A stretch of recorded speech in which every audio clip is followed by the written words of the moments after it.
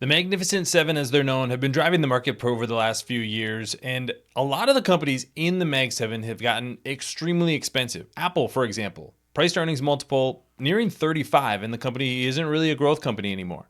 But there's one overlooked company, the cheapest company in the Mag 7 that I think is a great value and is still a growth company. That is Alphabet. The search engine is really what investors are worried about, but right now we don't see a lot of evidence that artificial intelligence is going to break up the effective monopoly that they have in search. On top of that, you have phenomenal growth engines with Google Cloud. You have Waymo. And don't forget about Android. That really could be the value driver for Alphabet in the future.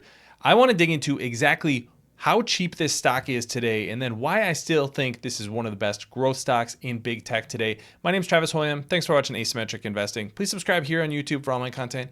And thanks to this video sponsor, The Motley Fool. If you go to fool.com/ASYM, they'll give you their top 10 stocks to buy right now.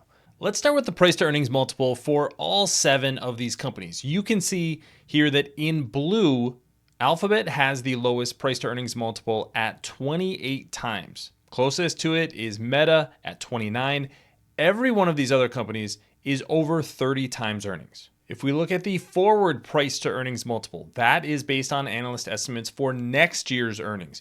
You can see that again, Alphabet is the cheapest stock at a forward price to earnings multiple of 23. Again, Meta is pretty close to that at 24. But every single one of these other companies is over 30 times forward earnings. So why in the world is Alphabet trading for such a low multiple? Is it because the company isn't growing revenue all that quickly? It's really not. And this chart here shows exactly that.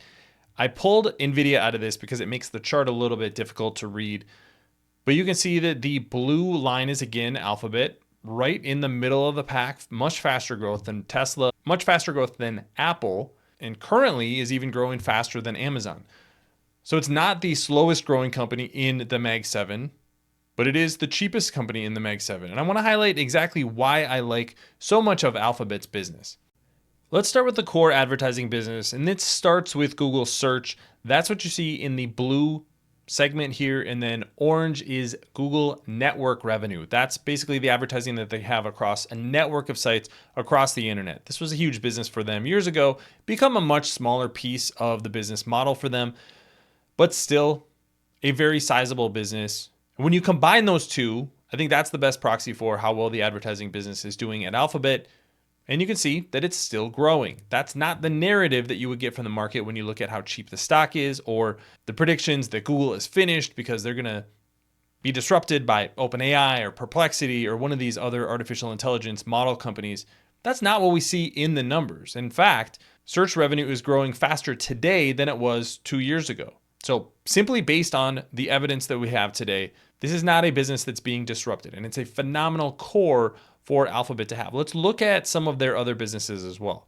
This is YouTube ads and subscriptions. So YouTube, obviously the platform that you're watching this here, one of the dominant video platforms, makes more money than most cable companies and most media companies as well. And the great thing about YouTube is that you have suppliers like myself providing content to YouTube, and then YouTube is just providing the technology on the back end, the monetization, and the distribution as well. Once you get that entire ecosystem built, it's very, very hard to disrupt that. I don't think anybody's going to take over YouTube's position in the market anytime soon.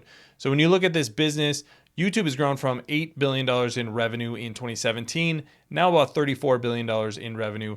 Not growing as quickly as it once was, but still a growing business. And then you have the Google subscriptions platforms hardware business. This includes Android, it includes G Suite, it includes all kinds of other things, kind of a catch-all for Alphabet as a company. But what I want you to think about here is what does the tech industry look like 10 years from now? Is Alphabet still the dominant hardware company? Because the evidence is showing that Apple's hardware revenue is actually declining. Their services revenue is going up. Where does a lot of that services revenue come from? It actually comes from Alphabet and Google and the payment that they make to be the search engine on their devices. That's actually money that Alphabet may eventually get back someday. We'll see how that plays out. That's in court right now. But Android, all the technology that Alphabet has built to build AI models and TPUs. All of that stuff is starting to end up on smartphones. Does that make Android smartphones a little bit more attractive? Whether it's the Pixel phone that Google itself is making, or is it one of the other partner phones? And then Alphabet is going to make money by licensing all of their software and content to those device creators. I think that's a really interesting position for them to be in, because the other thing is that they're going to offload a lot of their AI capabilities to the cloud that is going to be in Google's cloud. So all of this ecosystem that Alphabet has been building on the back end may end up being an advantage in an AI device world where Android has more power than iOS. But let's get into that cloud segment. Thanks to our friends at The Motley Fool for sponsoring this video. Visit fool.com/ASYM for the top 10 stocks to buy right now. Google Cloud is where a lot of their artificial intelligence growth is housed. It's the competitor to AWS.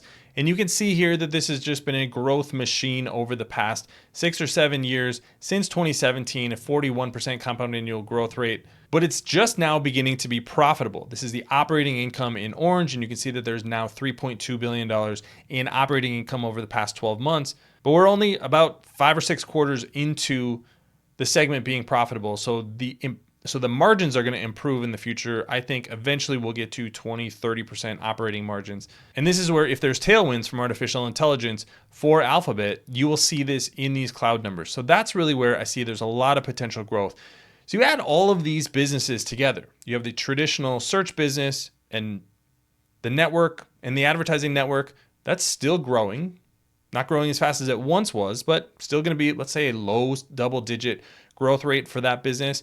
You have subscriptions, devices, YouTube. Those segments are also still growing. And then you have a growth machine in Google Cloud. So you have really 3 phenomenal businesses within Alphabet, and you're getting it at a pretty good multiple, in a mid-20s multiple for a company that's probably going to grow revenue in excess of double digits over the next 3, 4, 5 years, at least the foreseeable future. I think that's a phenomenal value for investors. We haven't even talked about Waymo. I've covered that a lot on this channel, but Waymo is a potentially $1 trillion business, the clear leader in autonomous driving. They're building out their own network now, starting to plug that network into Uber. It's very possible that in the future that business is spun out to become its own business, something that Alphabet investors would likely own, or at least get some sort of piece of. But you add all of these pieces together, I think you have a phenomenal business. Yes, it's not as sexy as it was a few years ago. It's not growing quite as quickly.